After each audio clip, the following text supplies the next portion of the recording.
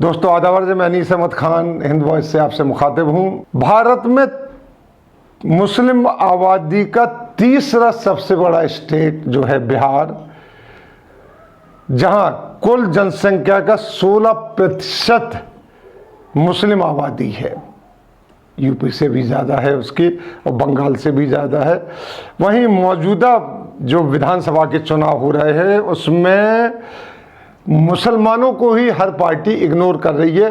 BJP तो vote देती ही नहीं है। पिछले आप देखिए कि जितने चुनाव हुए हैं और ख़ास तौर पे 2014 के बाद बीजेपी ने मुसलमानों को टिकट नहीं दिया। हाँ, बीजेपी नीतीश के साथ दूसरी पार्टी के साथ मिली सरकार बनाई तो उस पार्टी से मुसलमान जीत के आए हैं, लेकिन बीजेपी ने अभी तक इस बात की ज़हमत नहीं की कि मुसलमानों को एक भी सीट दी जाए। अब जो चुनाव हो रहे हैं 2021 में जो चुनाव होने जा रहे हैं, 2020 में जो चुनाव हो रहे हैं आखिर में अभी होने के जा रहे हैं, इसी महीने के आखिर में हैं, तो उसमें तो जो मुस्लिम कैंडिडेट को टिकट देने में बड़ी कंजूसी की है।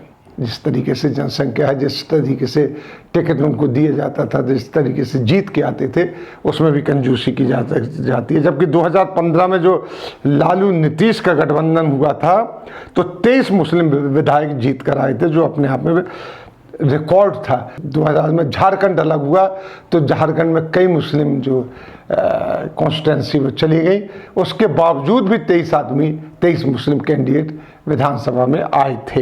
एक बार 2020 के विधानसभा चुनाव में पार्टियों द्वारा टिकट जो बंटवारे को देखते हैं कि अभी 2020 में किस तरीके से टिकट बंटवारा हुआ, उसको देखते हैं किसने कितनी सीटों पर मुसलमानों को दी हैं, उनको टिकट दिया, कितनी सीटों पर उनको खड़ा किया है, ये ज़रा देखते हैं। तो लालू की आरजेडी ने 41 लोगों को टिकट दिया है खड़े होने के लिए, उनमें सिर्फ 3 मुसलमानों को टिकट दिया है। वहीं 2 सिटिंग एमएलए का टिकट काट भी दिया है उन्होंने। नीतीश की जेडीयू ने 115 में से 11 मुसलमान उम्मीदवार मैदान में उतारे हैं, 115 में से सिर्फ 11, जबकि ये दोनों पार्टियां मुसलमानों के दम पे ही राजनीति करती हैं वहाँ पे, चाहे वो नीतीश की हो चाहे लालू की हो। लालू तो ने तो यादव माई कम्बिनेशन बनाया था, मुस्लिम यादव कम्बिनेशन ही बनाया था, जिसके बल पे लालू और नीतीश के महागठबंधन ने उनको सत्ता सौंपी थी, जो बाद में नीतीश के लालू से अलग होने की वजह से उन्होंने गठबंधन किया बीजेपी से, बीजेपी में आ गई थी। कांग्रेस ने 17 में से सिर्फ 1 सीट मुसलमानों की दी है, कांग्रेस ने, ये देख लीजिए। जबकि बिहार में 11 सीट ऐसी है जहाँ पे 40% से भी ज़्यादा मुसलमान है, 40% जिताता ही मुसलमान है। वहाँ पे 27 सीट ऐसी है जहाँ से 21 से और 40% तक मुसलमान है। वैसे बिहार में पारंपरिक तौर पर मुसलमानों की जो है जो बिहार में वो लालू से जुड़ा हुआ माना जाता है, क्योंकि उन्होंने एक माई जो कम्बिनेशन बनाया था, मुस्लिम यादव कम्बिनेशन, उसकी वजह से। पर अब तेजस्वी यादव का जो है दिल्ली दंगे, सीएए, 3 तलाक और कई चीज़ों पर मुसलमानों का साथ न देने पर और बीजेपी के जब ये बिल आ रही तो उस पर खामोश रहने से मुसलमानों का जुड़ाव जेडीयू से बहुत कम हो गया है वहाँ पे। वहीं नीतीश ने अपने घोषित टिकटों में से लगभग 10% मुसलमानों में की हिस्सेदारी दी है। अब इन्हीं बनते बिगड़ते समीकरणों में हमें देखना है कि मुस्लिम दलित वोटों में अपनी तरफ कौन ज़्यादा खींचता है।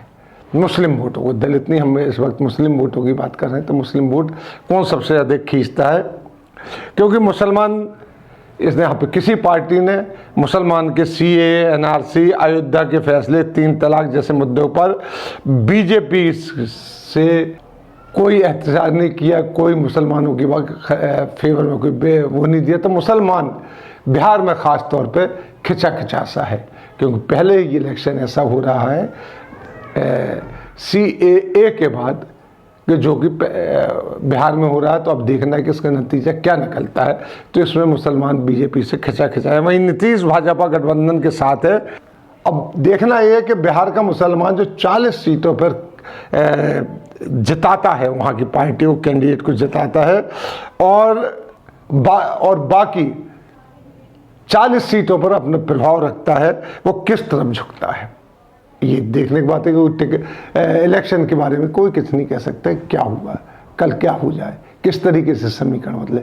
लेकिन मुसलमान इस वक्त पूरे देश का ही नाराज है। अब बिहार में मौका मिल रहा है, बिहार सबसे बड़ी जनसंख्या है, तीसरी सबसे बड़ी जनसंख्या वाला स्टेट है। पहला तो कश्मीर है, उसके बाद उत्तर प्रदेश आता है, इसके बाद बिहार आता है, बिहार के बाद बंगाल जाता है कि सबसे ज़्यादा मुसलमान वहाँ हैं।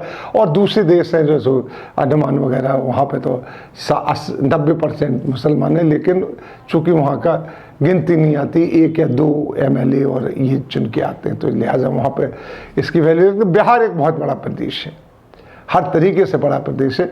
तो यहाँ के इलेक्शन पे सबकी नज़र लगी है कि ख़ास तौर पे मुस्लिम वोट किस तरफ जाता है। हमने मोटा मोटा समीकरण बताया है कि हमारे जो रज़ा साहब हैं, जो वहीं से रिपोर्टिंग कर रहे हैं बिहार से, वे इसके बारे में डिटेल बताते हैं और बताएंगे। मैंने सिर्फ एक मोटा सा एक आप लोगों को बताया कि किस तरीके से वहाँ हो सकता है। तो अगर अपडेट देखना तो आप हिंद वॉइस को देखते रहिए। रज़ा हमारे जो रिपोर्टर रज़ा हैं, वो आपको वहाँ की अपडेट तकरीबन रोज़ाना देते हैं। इसी के साथ हम आपसे लेते हैं विदा। अगले लिंक पर फिर हाजिर होंगे, तब तक के लिए दीजिए हमें इजाज़त।